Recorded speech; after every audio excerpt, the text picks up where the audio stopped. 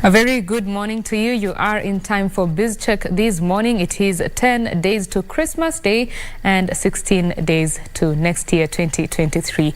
Well, we shall be giving you just how the year has been in terms of the business world and what has changed the economies in the world as well as Kenya during this particular show, and a little bit about startups in Kenya, the e-commerce sector, the tech sector. We shall be also having that conversation. We want to, my name is Betty Kiptum and Lensa Odingo is my colleague on the sign language interpretation.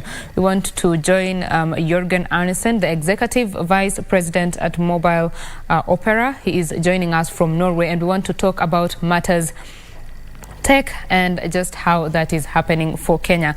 Jørgen, very good to see you this morning. Thank you very much for speaking with us. If you could just give us an overview of how you find the tech space in Kenya right now. Thank you. First of all, Betty, thank you for having me. Pleasure to be on the show. I think we're very excited about the Kenyan market, specifically on the continent as a whole. With Opera as a business, we've been present in both the country and in Africa for actually more than a decade. We have a very long-term view. We see super exciting underlying growth in the market, with still relatively low penetration rate of mobile internet usage, which is of course the business we operate in. We see that it is of course from a macroeconomic level very attractive KPIs, being a very young population across Kenya and the continent, which is attractive in itself. We have built a suite of products that address some of the fundamental challenges in the region, specifically related to infrastructure and the very high data costs that you see. So we have a mobile browser called Opera Mini, which is very popular. We have around 10 million plus users in Kenya, pretty high market share, that addresses this specific challenge of high data cost. So user, if you choose Opera Mini, can save up to 90% of the data by going online via our application. So, like all in all, from a macroeconomic level, very excited. Despite, of course, there are economic challenges in Kenya now and across the world, but looking at the fundamentals, it is quite exciting. Right. Jørgen, when you talk about the Kenyan tech space, there are quite a number of young people who are tech savvy and looking for jobs. Of course, Kenya has quite a high unemployment rate. And what do you think the tech space has to do in terms of job creation, and how can young people position themselves to take up these jobs in the online space? I think it's a good topic. I think it is. We see Kenya being quite vibrant in terms of innovation. There is a lot of good tech coming out of Kenya, both on the fintech space, on internet services in general. Of course, we all know about M-Pesa and everything that has come around that. So I think it is quite a unique space to be in. We do have local offices in Nairobi. We employ a lot of strong, very talented Kenyans. So it's quite good space to be in. And of course, we try to facilitate that by helping businesses come online through our applications, by driving traffic to advertiser sites, etc. Right. Kenyan startups have seen quite a growth over the past few years, and there has been many of them that are just securing funding and expanding. What do you think this will do for e-commerce and e-services in Africa and Kenya, to be specific? No doubt over time it will pay off. I think there's a lot of investments being done both on the infrastructure side and the OTT side. More and more services coming online.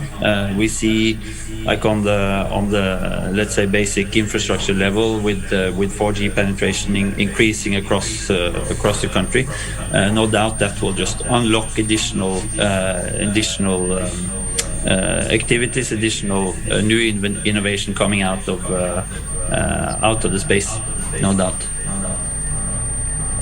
Right. You talked about data costs a little bit earlier. Africa has some of the highest data costs, as you said. What is the industry doing to make sure that these costs come down, because they impede the growth of the sector? We see this as a real big challenge for adoption. Of course, it impacts users' ability or people's ability to come online, but of course it impacts businesses. We know that, as you highlight, I think the data cost in sub-Saharan Africa is the highest in the world relative to income. So it's a real problem. I think on our part with Opera and Opera Mini, as I mentioned, we invest significantly in making sure that we reduce the cost of that data by compressing the data when users go online. We have invested in local servers in Kenya and across the continent as a whole to address this particular topic. So it is challenging. Unfortunately, we don't see a significant change in that space when it comes to the cost of megabyte, unfortunately. But of course, we hope that will change over time, because it is a major barrier, no doubt.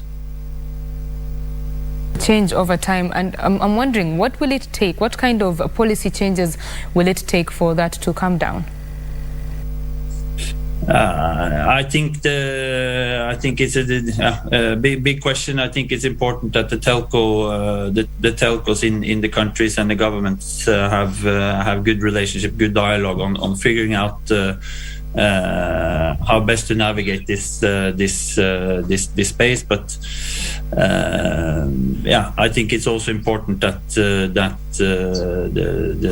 telco operators and the governments work with service providers like Opera and others to make sure we have both technology and services that address it. And then from a, let's say, policy standpoint, I think it's hard to say specifically what should be done. I know there's been talks in other markets about putting caps on like minimum cost or maximum cost per data, etc. But I think investment in infrastructure is important to keep ongoing, build out the penetrations and of 4G. Over time, hopefully, we will see prices coming down. Let's now talk about your operations as Opera Mini. I mean, you have a presence here in Africa. How do you compare the environment in Africa with the rest of the world? It is unique in many senses. I spoke briefly about it in the beginning. I think what is quite exciting is that you have the very young population. You still have relatively low internet penetration compared to many other countries and parts of the world. You still have very low, relatively speaking, 4G penetration. So, but of course, the growth rates, when you look at these KPIs, are very exciting. And this is why we are present in Africa. We have been here for many years. And we think that the future and the prospect of Africa is no doubt quite exciting. About the World Cup campaign, could you mention a little bit about that and what you're doing? Yeah, we see our users. We have I think more than 150 million users across the continent, and a very large part of our users are football fans. We know they are very interested in the Premier League, but also every 4 years when we have the World Cup, it creates a lot of excitement. So we've put together a fun, exciting marketing campaign across many of the countries in Africa, including Kenya, where we are allowing users to win prizes by participating in different sorts of games. We have this shake and win concept where users can shake their phones and participate in puzzles, etc., and predict outcome of games, etc., just to stimulate a little bit. And we're giving away to the local market. So we set aside a fairly decent budget for this, and we're running radio campaigns and out-of-home campaigns to have a little bit of fun during the World Cup. And we have made some updates in the Opera Mini application recently, where a user can subscribe and watch the highlights of matches on the fly. We see it picking up really strongly. So too bad that Morocco lost yesterday's game against France, but they still put on a pretty good show, I think. Indeed, it was sad that Africa is out of the running for the World Cup, but we are running still for the third position, represented by Morocco. Well, Jürgen, as we come to a close of this conversation, what are your closing remarks? 30 seconds, please.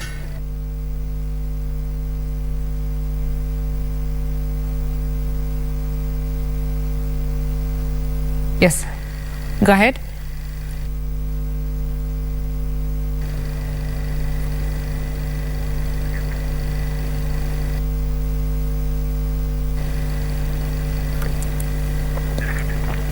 Oh, yeah, Jürgen, I was saying, as we come to a close of the conversation, what are your closing remarks? Just 30 seconds, please.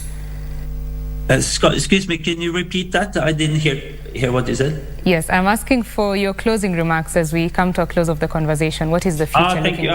Thank you. No, I just want to repeat despite seeing economic challenges now, we are